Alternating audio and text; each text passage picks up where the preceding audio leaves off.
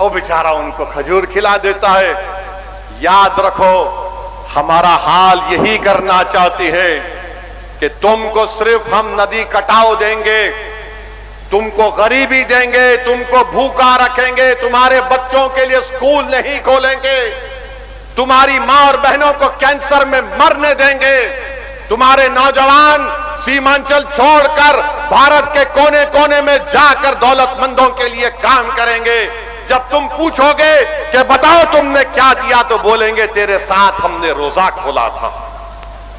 बताओ, ये हंसने की बात नहीं है। तुम जब यहां से उठोगे तो ओवैसी के इस बात को समझो, मेरी बात को पहुंचाओ सारे सीमांचल के कोने कोने में। ये लड़ाई वक्फ कानून के खिलाफ है, ये इलेक्शन वक्फ कानून के खिलाफ वोट देने के लिए। ये वो इलेक्शन बीजेपी और नीतीश कुमार के जंगल राज के खिलाफ वोट देने के लिए। ये लड़ाई सीमांचल के इंसाफ के लिए मजलिस का साथ देने के लिए है। ये लड़ाई सीमांचल के बेटे को मुख्यमंत्री बनाने की लड़ाई है। याद रखो, क्या आप साथ देंगे हमारा? क्या आप साथ देंगे हमारा? 11 तारीख को कहां बटन लगेगा? 11 तारीख को बटन कहां दबेगा? हमारा इत्तेहाद जिंदाबाद, हमारा इत्तेहाद जिंदाबाद, सीमांचल जिंदाबाद, सीमांचल जिंदाबाद, तौसीफ आलम जिंदाबाद। पहले अखबार में यह लिखा गया कि 2000 ये बताया गया है कि 1960 से 2020 तक जितने लोग विधायक बने, जितने लोग एमएलए बने, 1960 से 2020 तक उसमें यह बताया गया है कि यहां पर बैकवर्ड क्लास की जो आबादी है बिहार में 25% है और उनके विधायक बने 35%। पूरे बिहार में बैकवर्ड क्लास की आबादी 25% है, उनके विधायक बने 35%। जनरल कैटेगरी की जो आबादी है वो 10% है और उनके विधायक बने 34%। अल्पसंख्यक समाज मुसलमान बिहार में आबादी 17% है और उनके विधायक बने 1960 से 2020 तक 8%। अब मैं मुबारकबाद आपको पेश करूं या मुबारकबाद उन लोगों को पेश करूं जो मुझे गाली देते हैं? 1960 से लेकर 2020 तक 17% अल्पसंख्यक समाज के मुसलमान की आबादी बिहार में है और 1960 से लेकर 2020 तक सिर्फ 8% मुसलमान विधायक बने। और आज ये तमाम के तमाम जालिम लोग हमको गाली देते हैं। बताओ, ये आंकड़े तुम्हारा चेहरा दिखा रहे हैं आईने में। जो तुम्हारा चेहरा देखेगा आईने में वो ये कहेगा कि तुम्हारे दिल और दिमाग में नफरत है, तुम्हारा दिल बड़ा छोटा है। क्योंकि जब अगर तुम्हारा दिल बड़ा होता तो फिर इतने कम तादाद में 17% के 1960 से, यानी आप बताइए हम 2024 में हैं, 60 साल में जितने विधानसभा के चुनाव हुए 17% अल्पसंख्यक आबादी के लोग सिर्फ 8% जीतते हैं और बैकवर्ड क्लास जिनकी आबादी 25% है उनके 35% लोग विधायक बनते हैं। जनरल कैटेगरी के लोग जो 10% आबादी में उनका हिस्सा है 34% उनके विधायक बनते हैं। तो बताओ आप क्या फैसला करने वाले हैं 11 तारीख को? इसी तरह कोई आपको आकर डराएगा, इसी तरह कोई आकर आपको फुसलाएगा, इसी तरह कोई आकर आपका इस्तेसाल करेगा। मेरे भाई, मैं सच्चाई को बयान कर रहा हूं। जो सामाजिक न्याय की बात करते हैं, प्रधानमंत्री सबका साथ, सबका विकास, सबका विश्वास की बात तो जरूर करते हैं, मगर उनकी पार्टी एक भी मुसलमान को टिकट नहीं देती। जेडीयू नीतीश कुमार अपने आप को बड़ा कहती है, मगर बताओ आखिर बिहार में ये क्यों होता है? दूसरी तरफ राजद है, कांग्रेस है। मैं इन तमाम से पूछना चाह रहा हूं, आप सुबह शाम 24 घंटे ओवैसी को गाली दो, मगर मेरे सवाल का जवाब दो कि 17% आबादी का 1960 से लेकर 2020 तक सिर्फ 8% विधायक क्यों बना? इसका जिम्मेदार ओवैसी है या फिर तुम तमाम लोग? हमको जवाब दो। ये बात आपको यहां से समझकर यहां से जाना है। और ये तमाम ताकतें, फिरका परस्त ताकतें ये कोशिश कर रही हैं कि सीमांचल को हमेशा के लिए पसमानदा रखा जाए, सीमांचल की जनता को हिंदू और मुसलमान के नाम पे बांटा जाए और मुसलमानों को सुरजापुरी, कुलैया, शेरशाहबादी के नाम पर बांटा जाए।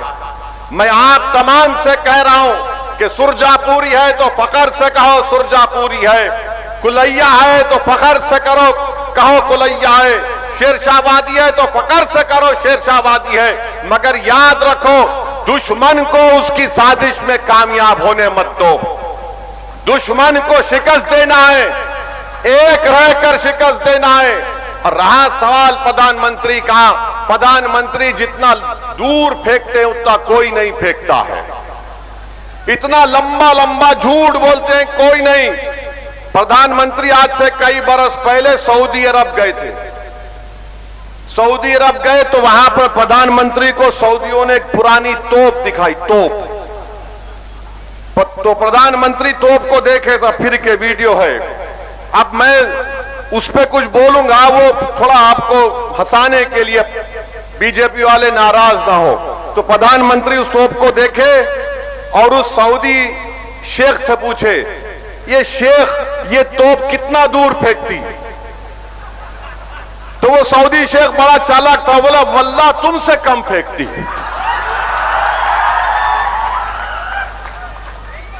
अरे 15 लाख अकाउंट में आ जाएंगे, 1 करोड़ नौकरी मिलेगी, पूरा ब्लॉक का पैसा आ जाएगा, सब हो जाएगा। कुछ नहीं हुआ। 3 मर्तबा बिहार की जनता ने मोदी को प्रधानमंत्री बनाया और प्रधानमंत्री क्या दिया बिहार को? कुछ नहीं दिया। सीमांचल को क्या दिया? सिवाय जुमलेबाजी के कुछ नहीं दिया। दूसरी तरफ आप देखते हैं कि कैसा कैसा कानून बीजेपी ने बनाया देश में। ट्रिपल तलाक का कानून बनाया। मैं पार्लियामेंट में 3 मर्तबा खड़े होकर अपनी तकरीर में कहा कि यह कानून मुस्लिम महिलाओं के खिलाफ है, उनसे इंसाफ नहीं करेगा। ये झूठ है, तुम इंसाफ नहीं करना चाहते हो, तुम सिर्फ इस्तेसाल करना चाहते हो। 3 मर्तबा कानून बना दिए। आज मुस्लिम महिला खुद परेशान है।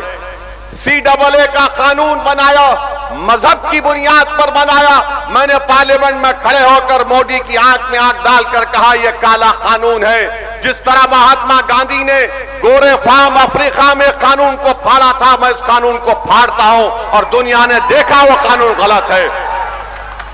फिर UAPA का कानून बना दिया गया, नया कानून, उसमें तरमीम की गई। मैं प्रोफेसर मुसव्विर आलम से पूछना चाह रहा हूं, आप तो पढ़े लिखे हैं ना प्रोफेसर साहब, आप हमको बताओ, जब 2019 में अमित शाह UAPA के कानून को तरमीम कर रहा था तो क्या तुम्हारी पार्टी उसकी तायद नहीं की? बताओ प्रोफेसर साहब, किसने उसकी मुखालिफत की थी? असदुद्दीन ओवैसी ने उसकी मुखालिफत की। पूरे पार्लियामेंट में 2 लोग उस कानून के खिलाफ वोट डाले, उठाकर देख लो आप, उसमें मैं और इम्तियाज जलील शामिल थे। और आप जिस पार्टी से ताल्लुक है, राजद से पूछो, राजद ने भी सपोर्ट किया था। यानी अमित शाह कानून ला रहे और मुसव्विर साहब की पार्टी और राजद उसको सपोर्ट करती है। मंजलिस ने मुखालिफत की। फिर कानून लाया गया वक्फ का। देश के प्रधानमंत्री मुल्क के वक्फ को खत्म करना चाहते हैं, मस्जिदों को छीनना चाहते हैं, दरगाहों को छीनना चाहते हैं, कब्रिस्तान को छीनना चाहते हैं, ईदगाह की जमीन को छीनना चाहते हैं। बीजेपी और नरेंद्र मोदी और नीतीश कुमार के साथ वक्फ को खत्म करना चाहते हैं पूरे भारत में। मेरे अजीज दोस्तों और बुजुर्गों, उस वक्त भी हमने पार्लियामेंट में खड़े होकर मैंने उस कानून पर अपनी तहरीर की और उस 45 तरमीमात के ऊपर मैंने कहा यह संविधान के खिलाफ है। मैंने कहा यह कानून संविधान के खिलाफ है, उस कानून को फाड़ दिया। 128 पेज की मैंने रिपोर्ट लिखकर पार्लियामेंट में पेश की कि कानून क्यों संविधान के खिलाफ है। अरे बताओ प्रोफेसर साहब, आप क्या कर रहे थे? आज आप बड़ी बड़ी बातें करते हैं। मेरे अजीज दोस्तों और बुजुर्गों, बीजेपी इस देश को तब्दील करना चाहती है, इस देश के संविधान को खत्म करना चाहती है बीजेपी। और 20 साल से बीजेपी नीतीश कुमार के साथ है। हाँ, एक साल तेजस्वी भी उनके साथ आ गए थे। नीतीश कुमार की काबिलियत यह है कि उनका अगर रात में सुबह उठते हैं और उनका दिल ये बोला कि नहीं अब के आज मैं चाय मोदी के साथ पीऊंगा, तो उनके साथ पी लेते हैं। अगर दूसरे दिन ख्वाब में उनको कुछ आ गया तो बोले अब तेजस्वी को खरीद कर लेता हूं। तो शायद नीतीश कुमार को भी नहीं मालूम कि वो कब किस तरफ करवट ले ले।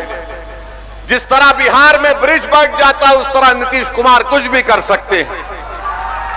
नीतीश कुमार और मोदी ने एक काला कानून बनाया वक्फ का। मेरे इज्जतदार मां और बहनों, आप बताइए, कानून ये बोलता है कि अगर कोई मुसलमान अपनी जायदाद को अल्लाह के नाम पे वक्फ करना चाहता है तो मोदी बोल रहे कि हिबा से नहीं हो सकता, क्योंकि मुस्लिम महिला का हक नहीं मार सकते।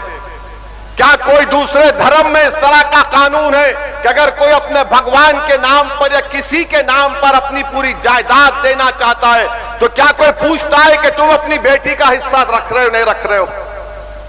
अगर मैं अपनी जमीन को अल्लाह को दे रहा हूं तो उसमें औलाद का क्या करना है? मगर मोदी जी बड़ी मोहब्बत करती हैं मुस्लिम महिलाओं से। मोदी जी, आपकी मोहब्बत में सच्चाई नहीं है। अगर सच्चाई है तो बुलाओ बिल्किस बानो को अपने घर में बिठाकर चाय पिलाओ। मोदी जी, वो बिल्किस बानो जब तुम मुख्यमंत्री थे गुजरात के, उसको 12 लोगों ने उसकी असमत लूटी थी। वो बिल्किस बानो से इंसाफ नहीं करते। मगर बीजेपी कहती है कि वक्फ का कानून, अरे वक्फ का कानून वक्फ को बर्बाद करने के लिए लाया गया नीतीश कुमार, और इसमें चिराग पासवान भी शामिल है। चिराग पासवान, नीतीश कुमार और मोदी ने मिलकर इस तरह का काला कानून लाया। मगर दुनिया ने देखा कि लोग बोलते एक एमपी जीतने से क्या होता। मेरे भाई, जब लड़ने की बात आती तो तादाद की अहमियत नहीं होती, जज्बे की अहमियत होती है, तलब की अहमियत होती है, इखलास की जरूरत पड़ती है। उस 540 के ऐवान में आपका बेटा, आपका भाई, आपका दोस्त अकेला था। मैं खुलेआम और बेबाक तरीके से अपनी गुफ्तगू को रखा।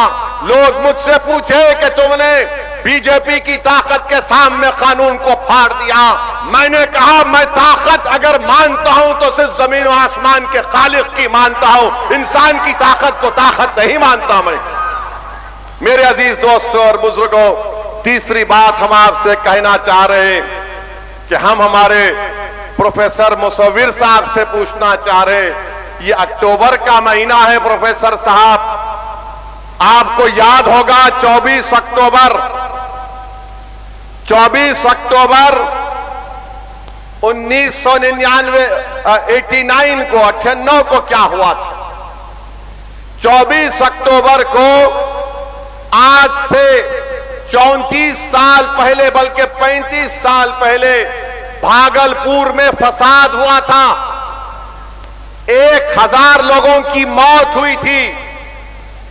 उनकी लाशों को ऐसे ही खेत में छोड़ दिया गया था। तो उन खेतों पर गुलाब, क्या बोलते हैं, फूल गोभी उग गई थी। बताओ प्रोफेसर साहब, उस वक्त सरकार किसकी थी?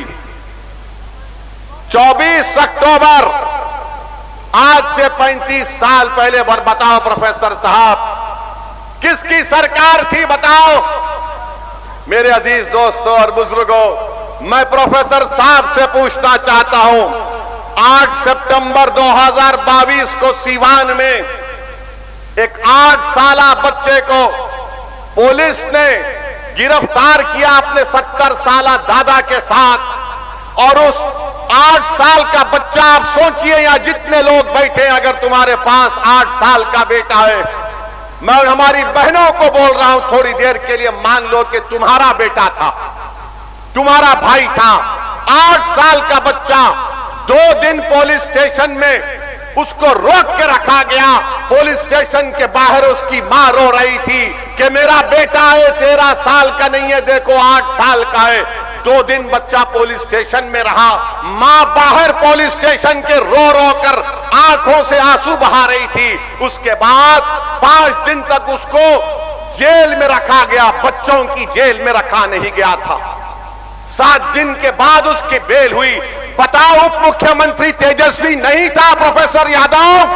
बताओ मुसव्विर साहब, गाली नहीं मारना, सोचो। जो मुझको गाली देते क्यों देते? क्योंकि सच्चाई को बयान कर रहा हूं। तेजस्वी समझता है कि लोग 8 से सितंबर 2022 को भूल जाएंगे। ये उप मुख्यमंत्री था। प्रोफेसर, कहां गया तुम्हारी तड़प? तुम्हारे मुंह से गाली निकलती माजिद के लिए, क्या तुम्हारी जबान पर गाली नहीं आती? अगर वो बच्चा तुम्हारे औलाद होता तो तुम क्या करते बताओ? 2 दिन 8 साल का बच्चा पुलिस स्टेशन में, तेजस्वी बैठा है पटना में और बड़ा बड़ा बोलता है, अरे हम हैं, ये कर देंगे, मुसलमान का वो कर देंगे। तुम तो उप मुख्यमंत्री थे ना, तुम तो उप मुख्यमंत्री थे। तुम्हारे भाई से तुम्हारी नहीं बनी तो तुमने भाई को अपने घर से निकाल दिया। तेजस्वी, उस मां पर क्या गुजरी होगी? उस अपने 8 साल के बेटे को उसने 7 दिन नहीं देखा। बेल पे निकला बच्चा, वो सीवान में। आज बड़ी बड़ी बातें करते हैं। और ये जो प्रोफेसर साहब हैं, माशाल्लाह से ये ऐसे हैं, ये ऐसे हैं कि ये हर पार्टी में जाके आए।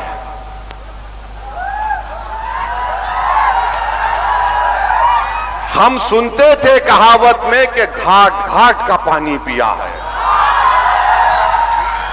तो मालूम हुआ प्रोफेसर साहब पहले गए, हाँ पहले एनसीपी में गए, फिर उसके बाद जेडीयू बीजेपी में गए, फिर जन अधिकार में गए, फिर उसके बाद वो नई पार्टियां उसमें गए, उसके बाद कांग्रेस में आ गए।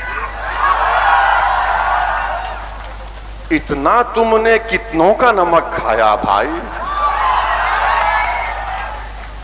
1, 1, 2, 3, 4, 5 तो 5 वक्त की नमाज में सजदा करते, ये तो हर जगह जाके सुन। क्या बात है प्रोफेसर साहब, 5 जगह आप गए और फिर आप हमको आईना दिखा रहे हैं। याद रखो, ये जबान बड़ी दराज है, तुम्हारे हर सवाल का नहीं, बल्कि तुम्हारे सियासी आकाओं भी मेरे सामने गूंगे हो जाते हैं। ये आप बताइए। अच्छा, फिर अभी तौसीफ साहब ने कहा कि हर कोई मुझसे पूछ रहा है ये क्यों आया, क्यों आया, क्यों आया, हैदराबाद से क्यों आया? मेरे भाई याद रखो, भारत एक आजाद मुल्क है। बिहार और हैदराबाद हमेशा भारत का हिस्सा था और रहेगा। ये जो इनकी सोच है ना, ये जागीरदारों की सोच है, ये समानतावाद की सोच है। तू कौन होता हमारे इलाके में आने का? अरे ये इलाका तुम्हारे बाप का नहीं है, मैं आता था, आता रहूंगा इंशाअल्लाह ताला। अगर तुम्हारे में हिम्मत है तो रोक के दिखा। कोई कहता है कि सिक्योरिटी, अरे निकाल लो सिक्योरिटी, मौत का एक ही दिन है, एक ही वक्त है। ओवैसी दुनिया में आया, ओवैसी और हम तमाम दुनिया में आए तो हम एक ही वक्त मरेंगे, 2 वक्त नहीं मरेंगे। बोल कब मारना है, मैं तैयार हूं सीमांचल के लिए मरने के लिए। ये बात मत करो। याद रखो, जिंदगी की हैसियत मेरे लिए एक पैर की धूल की तरह है। तुम बार बार बोल रहे सिक्योरिटी, अबे सिक्योरिटी तू रख ले, मुझे क्या करना है उससे? वो कर रहे, यहां के आगे बिहार को आगे, अरे बिहार नहीं हिंदुस्तान के कोने कोने में गए हैं। और फिर जब भारत को जरूरत पड़ी तो बहरीन में जाकर भारत की बात की, कुवैत में जाकर बात की, सऊदी अरब में जाकर बात की। अरे तुम्हारी जबान तो, तुम तो गूंगे हो, तुमको एक ही बात आती है, ओवैसी ओवैसी ओवैसी। अबे तुझे घर में मोहब्बत नहीं मिली तो मेरा क्या कसूर उसमें? अबे घर में मोहब्बत नहीं मिली तो हम पे? आप बताइए मेरे अजीज दोस्तों और बुजुर्गों, क्यों आए? अरे आए आते रहेंगे। मैंने हमेशा कहा सीमांचल की जनता से, और आज आपके दरमियान में खड़े होकर फिर से दोहरा रहा हूं, अल्लाह जब तक जिंदा रखेगा मैं तुम्हारी लड़ाई अपनी लड़ाई समझता हूं। तेजस्वी की तरह मेरा दिल छोटा नहीं है, मेरा दिल बहुत बड़ा है, मेरा दिल बहुत बड़ा है। अल्लाह जब तक जिंदा रखेगा सीमांचल की लड़ाई जारी रहेगी। जब तक सीमांचल से इंसाफ नहीं मिलेगा हम लड़ते रहेंगे। और सीमांचल से इंसाफ का मतलब यह नहीं है, सीमांचल से इंसाफ का मतलब यह नहीं है कि ओवैसी के एमएलए बड़ी तादाद में जीत जाए। जीतने के बाद जब सीमांचल से इंसाफ होगा, और कैसे होगा? यहां पर नदी का कटाव खत्म होगा, यहां पर बच्चों के लिए स्कूल होगा, यहां पर अलीगढ़ मुस्लिम यूनिवर्सिटी का कैंपस सही होगा, यहां पर महिला जो सबसे ज्यादा कैंसर के मरीज का शिकार है उनका अस्पताल बनेगा, यहां के नौजवानों के चेहरों पे मुस्कुराहट आएगी। ये काम हमको करना है। मेरे अजीज दोस्तों और बुजुर्गों, नफरत इसीलिए होती है, नफरत इसीलिए की जाती है। अगर आपका वोट होगा, आपका नुमाइंदा जीतेगा तो कामयाबी मिलेगी, और अगर आपका साथ होगा तो यकीनन याद रखो, जब एक मल्ला समाज जो 3% या 3.5% बिहार में है, वो कह रहे हैं कि अगर हमको सत्ता मिलेगी तो हमारे समाज का आदमी उप मुख्यमंत्री होगा। मैं आपसे पूछ रहा हूं 17% जनता क्या करेगी? 17% जनता को तय करना है पूरे बिहार में। अगर 3% वाले कहते हैं कि मल्ला का बेटा उप मुख्यमंत्री होगा, तो ओवैसी जो हैदराबाद से आकर तुमसे कह रहा है कि अब्दुल्ला का बेटा इंशाअल्लाह मुख्यमंत्री होगा, अबू बकर का बेटा, उमर का बेटा, अली का बेटा, उस्मान का बेटा मुख्यमंत्री होगा भारत का, फातिमा का बेटा मुख्यमंत्री होगा। बल्कि अगर हम मजलिस को बड़ी तादाद में काम करेंगे तो याद रखो, मेरी इस बात को नकारना नहीं, सीमांचल का बेटा बिहार का मुख्यमंत्री होगा इंशाअल्लाह। और ख्वाब देखना कोई बुरी बात नहीं है, उस ख्वाब को पूरा करना हमारा आपका काम। अगर आप इत्तेहाद को मजबूत करेंगे, हम हमारे हिंदू भाइयों से भी कहना चाह रहे सीमांचल के, ये सीमांचल की लड़ाई है, हम किसी के मजहब के खिलाफ नहीं है, हम इंसाफ की बात कर रहे हैं, हम बराबरी चाहते हैं, हम हिस्सेदारी चाहते हैं।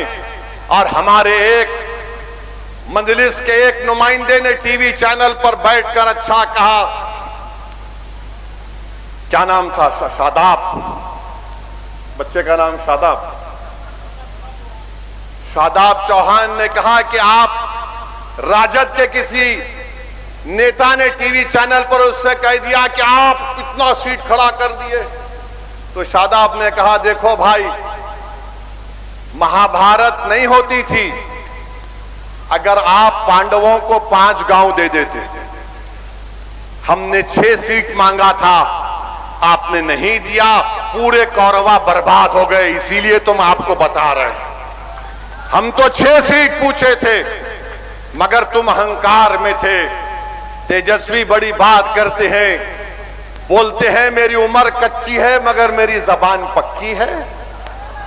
अगर तुम्हारी जबान पक्की थी तो अंजर नईमी को तुमने घर क्यों बिठा दिया?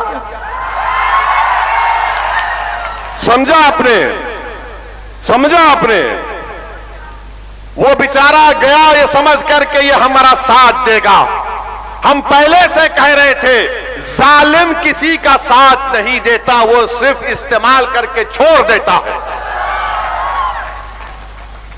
मेरे अजीज दोस्तों और बुजुर्गों, हम आपसे आखिर में अपील कर रहे हैं कि सीमांचल में एक आजाद सियासी लीडरशिप की जरूरत है, वरना याद रखिए सीमांचल में अगर हम हिस्सेदारी को हासिल नहीं करेंगे तो फिर आपको और हमको, हमारी आने वाली नस्लों को नजारा देखना पड़ेगा कि हर रमजान में नीतीश कुमार आते हैं, तेजस्वी आते हैं और सर पे टोपी पहनते हैं, कोई उनके गले में आकर वो शाल डाल देता है, 11-12 घंटे का रोजा गरीब मुसलमान का रहता है और उससे कहते हैं खजूर ले और तेजस्वी और नीतीश के मुंह में डाल दे,